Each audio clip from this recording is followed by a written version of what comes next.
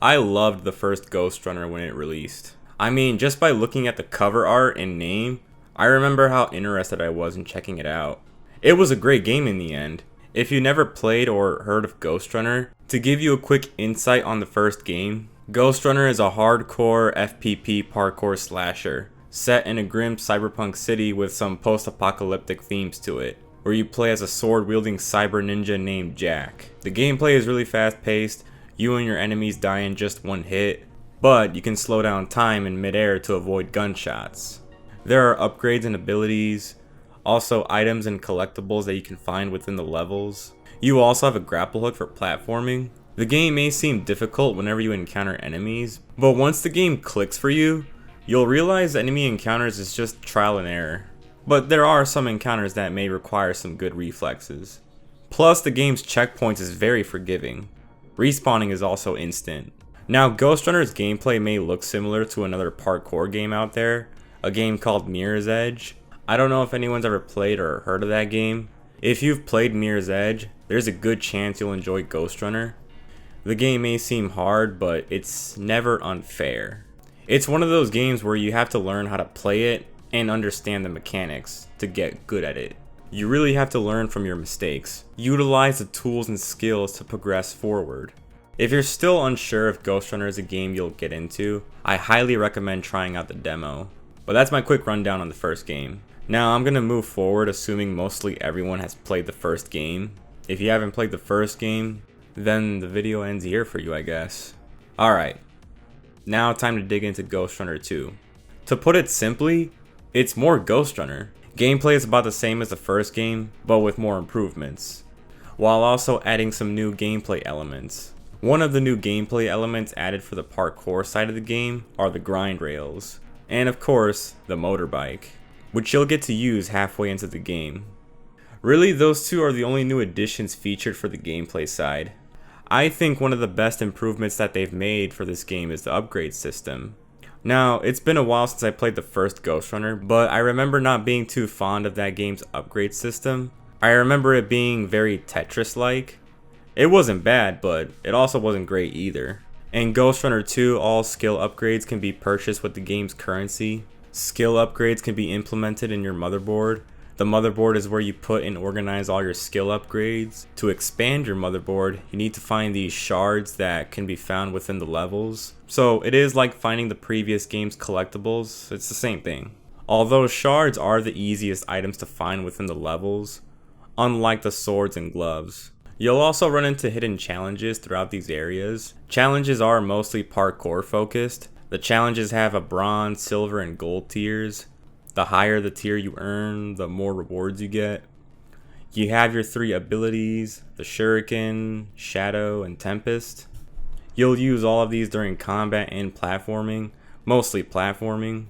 You can choose between 4 ultimates, Sensory Overdrive, which enables bullet time, Overload, where you can make an enemy fight by your side, Blink, kills everyone in just a blink of an eye. Finally, Flux, which just fires a deadly laser. And all these ultimates have levels from 1 to 3. For the puzzles, I think the puzzles here are more enjoyable than the first game. There's this side mode called roguerunner.exe. It's where you play in these cyber void levels, where you can improve your skills and reflexes. And I actually found these cyber void levels really fun. And you know, it's not just these practice levels, the main cyber levels are also really good. Like, they get more grand the further you get into the game's story. Traversal and movement is still a lot of fun. Environments and set pieces are also better. Like, look at this cathedral area. Boss fights are also a lot more fair and enjoyable. I found them less frustrating than the first game's boss fights. They are still challenging though. Finally, the motorbike. Controls for it are very simple. The first levels where you use the motorbike I thought were really good. You have to avoid these obstacles and shoot enemies in your way. Some really cool moments are when you have to jump off your bike to avoid lasers or enemy roadblocks.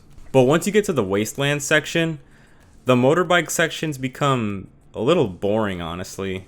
I didn't really like this part of the game that much, but the motorbike boss fight did make up for those boring segments. Oh, and finally you can change the look of the motorcycle. But just like your swords and gloves, you have to find those items first. Now, one unnecessary feature they introduced in this game is the lounge hub room that you visit after a level. This is where you get to buy upgrades or visit the Rogue Runner mode. However, once you get to the Wasteland section, you don't visit the lounge room anymore until endgame. You'll then buy upgrades through a menu or using the augmentation machine that you find within the levels. And see, right there, this is where I felt the lounge area felt unnecessary. If we can already purchase skill upgrades through a menu after completing a level, or through these machines, why include this hub area at all? There's just no point. Last thing to talk about is the story. I'm not really going to get into spoilers. Not that there's much to spoil. I'll just say this. I felt like the story for this game wasn't fleshed out well. The side characters don't really do anything at all, but guide and talk to you. But out of all of these side characters, the most disappointing one for me was Adrian Bakunin.